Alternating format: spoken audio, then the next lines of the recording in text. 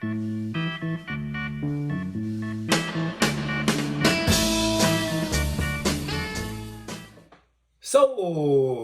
Kitchen. Today's recipe is the Yakitori style salmon with scallions and zucchini. And there's wonderful flavors in the sauce, and that's where all your spices are coming from. My drive for spices really does come from my childhood. Give you a for instance, we had a lot of bland food. My father had the ulcer, and therefore we had to go along with it. Monday morning, every week, we had the same thing to take to lunch, my brother and I. It was BLT. Wait a minute, you said, you come from a kosher household? Yep. We had the BLT without the B. So we had lettuce, tomato, with mayonnaise on white bread. So we turned to my mother and said, at least we're having white bread and not rye bread. Can we at least have Wonder Bread? You know, it helps build strong bodies 12 ways. And my mother said, well, when they went from 8 to 12, we couldn't afford it anymore. We could only afford 8 different ways to build your strong bodies. So much for having Wonder Bread. So that's where a lot of the spice drive comes from. And in this dish, the soy sauce and the garlic and the ginger really will add flavor to whatever meat or protein you're using. If you're going to go with tofu, I would say 1-inch cubes, extra firm tofu. Push all the water out and then cut them into the cubes.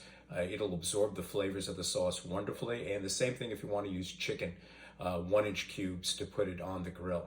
I used a grill as opposed to a griddle, which is what they recommend or they state in the recipe, because a lot of people don't have outside grills.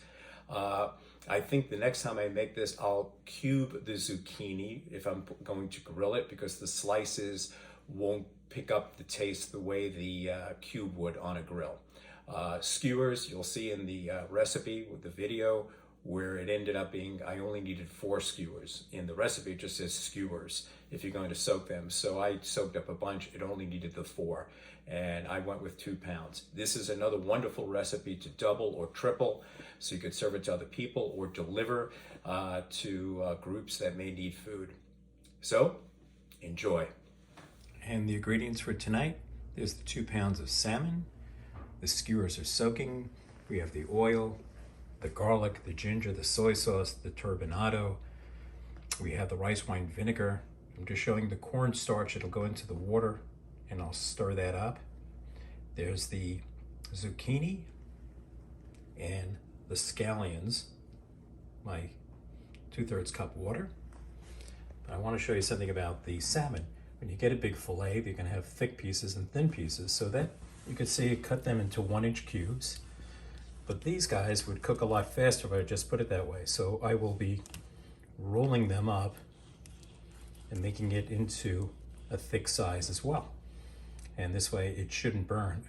Also, I like to use fatty salmon. You can look at all that fat in there.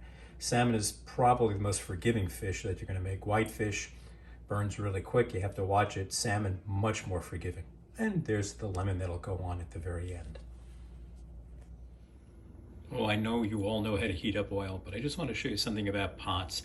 This is my infrared gun. I usually use it in my oven to find the hot spots, but it also shows you in your pans the different temperatures. So that's why it's really important when you get into sauces to keep stirring, because you can see the different temperatures in the pot. There it's 195, there it's 199, 200. So that's just a quick tip. The recipe said to put the garlic and the ginger in at the same time as the oil, but I don't like doing it that way. You'll know when the oil is ready, it'll start to shimmer.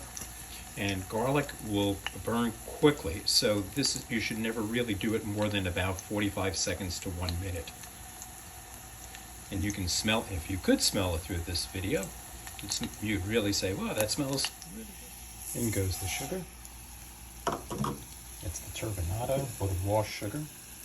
They both should be okay. In goes the soy. That'll melt down the sugar.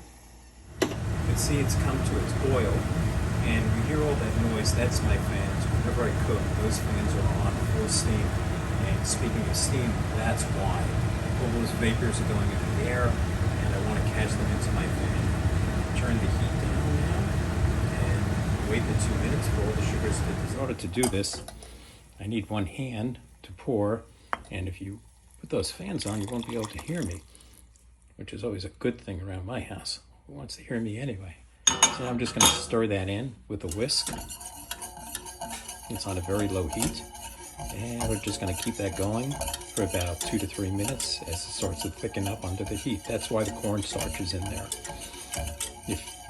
I wouldn't recommend flour. That's a gluten base. I'm sure that's why they're staying away from it. We used a gluten-free soy sauce. Not that you have to, but those are some of the options. The answer was 4 skewers. That's 2.2 pounds of salmon. There's the green onion and the zucchini.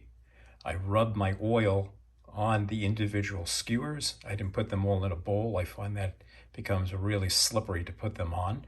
The salt and pepper adhered nicely. There's the leftover and the 1 cup, which I'll now baste. We'll put the vegetables on first because it says it takes 12 to 15 minutes. I'm going to grill them. It says on the recipe to use your cast iron griddle. Since it's not raining or snowing right now, I'll put it outside. So the zucchini is cooked. The scallions are as well. You can see the salmon underneath. If you're going to grill, make sure your grill is clean because it will stick, especially with that sticky type of sauce that we use for basting. Another thing I would do if I'm grilling again with this recipe is to cut the zucchini thicker, make them into cubes. I think they would grill better than just being the discs that they are. I did go ahead and taste it. It did come out tasting really well, but I prefer more of a grill taste to it. Overall, looks good. Fairly easy to make. Again, the substrate could be tofu or chicken. Easily done, same way. With the yakitori salmon, I like to make rice. I'm just showing you this. I like to rinse off my rice until the water is clear, unless it specifically says don't. So this is what the water looks like after 2 rinses. See, it's still a little bit milky, so I'll probably go through a couple of more passes until it's clear. Just to get the starch off, I find it's a fluffier rice. Okay, so it's had its few rinses, and I've agitated the rice in there too to get it, to react to the water quicker. I also don't like using the running water because it uses a lot of water, and in the bowl it could soak a little bit and get the starch off, and you could play with it by moving it around, and you can see the water is a lot clearer now. So now it'll go into the rice cooker.